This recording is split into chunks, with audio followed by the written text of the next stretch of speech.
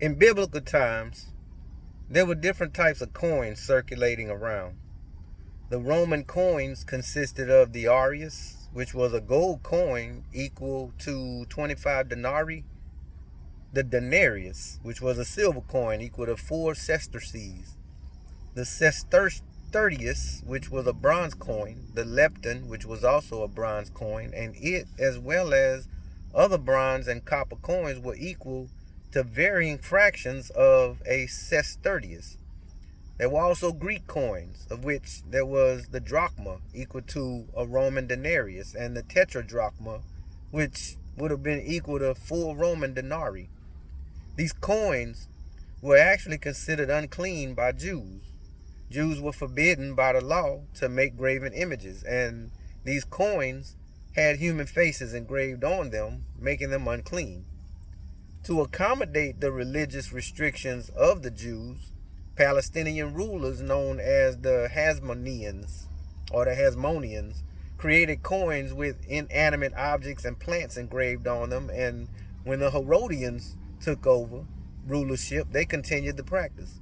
The Herodian coins included the talent, equal to 60 minae, the mina, equal to 50 shekels, the salah, the shekel, equal to 2 dinars, the dinar, equal to a denarius, and 20 prutas, and a pruta, equal to a lepta, and also a lepton. 1 denarius used to be the daily wage of a worker. A quick Google search to see what the average worker makes today showed hourly wages in California at $16.04 an hour. One website saw wages as high as $19.69 an hour for an average worker, and as low as $9.25. But the majority of the wages were in a range of $13.51 to $16.83. And that was in California, which was a high cost of living, or has a high cost of living. Of course, that won't be the same everywhere. Here in Louisiana alone, for example, some people only make $7.25 an hour. But based on those numbers, assuming an average worker today works 8 hours a day, the average worker today brings home a range of $108.08 to $134.34 a day. Now, if we round that down to $108 and up to $135 to make it easier, that would make a denarius equal to as much as $135 today. A shekel was 2 dinars, so it would have been equal to $270 in today's money. A mina was equal to 50 shekels, so it would have been equal to $13,500 in today's money. And a talent was equal to 60 minae, so it would have been equal to $810,000 in today's money. Jesus once set a servant's debt to a king at 10,000 talents, which would have equaled $8,001,000,000 in today's money. The woman who gave all she had gave about $3.38 when you calculate it in today's money. And this was great in God's eyes because she gave from her heart and gave all that she had.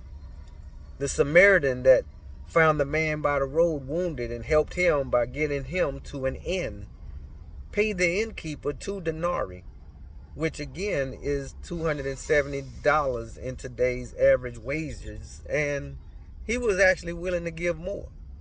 When it comes to talents, the servants in the parable of the talents were actually given a lot of money.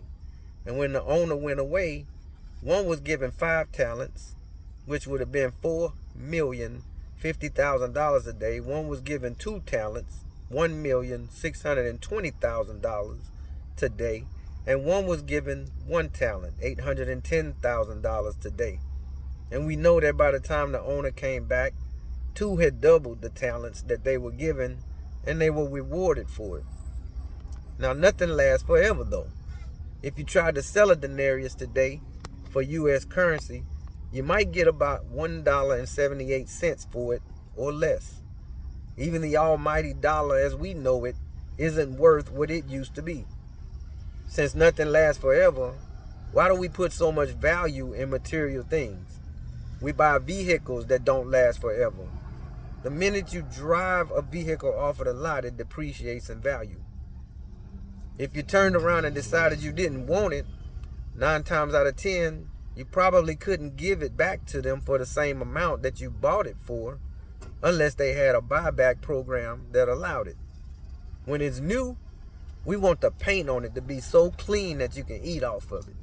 We definitely don't want the old bird's fecal matter on it. But crazy enough, I've seen people park and look like they were wiping nothing off of them, but yet and still they were wiping them off. We put so much value in a name brand, and much of the time the quality is no different from one brand to another.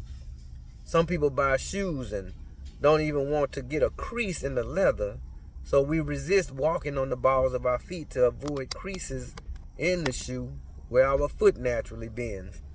We buy foods because of a name, when most of the time the off-brand is better.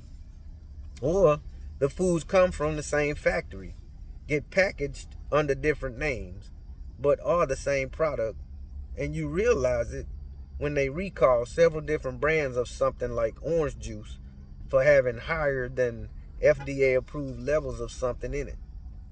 It's not even October yet, but since the stores have already put out stuff for Halloween, I'll mention that we buy pumpkins, not to eat, but to carve, put candles in, and sent them out to rot, knowing that they will only last a short time, but we value their decorative qualities, and we value the celebratory feeling that they give us during a holiday that celebrates all things demonic, but we justify it as just a holiday to fit our own need to fit in to the norms of society and place value in it that doesn't last. We put so much value into money that loses its value, to turn around and put so much value into buying things that lose their value, to end up at the reality that nothing lasts forever, but we keep thinking we can hold on to material things forever. You might say money makes the world go round because you can't do much in this world without money, but it doesn't last forever. So why do so many people love it? Money is a tool. There's nothing wrong with money. Nothing wrong with having it. Nothing wrong with having a lot of it. But we can't let money have us. Loving it is the root to evil. And while it won't last forever, if we love it and continue to love it until our bodies expire, where our soul ends up will last forever. So there is something that lasts forever, but we just don't pay much attention to it. Our soul lasts forever. And when we are gone, as well as all of the material things we put so much value in are gone because moths and rust have destroyed them, our soul will be spending eternity either in heaven or hell. So why do we spend so much time on this earth storing up treasures for ourselves where moth and rust destroy and where thieves break in and steal, rather than storing up treasures for ourselves in heaven where neither moth nor rust destroys and where thieves do not break in or steal? Why are our hearts so set on treasuring and placing value in material things on this earth rather than setting our hearts and minds on things above? Don't we realize that we can't serve both God and mammon? In other words, we can't serve both God and the things we place so much of value in on this earth. It's the same reason it's easier for a camel to go through the eye of a needle than it is for a rich man to get into the kingdom. We have to stop valuing the material things of this earth so much, because if it's hard to let go of them, then we are giving them more value than we give God. Material things are nothing compared to the glory yet to be revealed. Nothing, no thing made by man's hands lasts forever.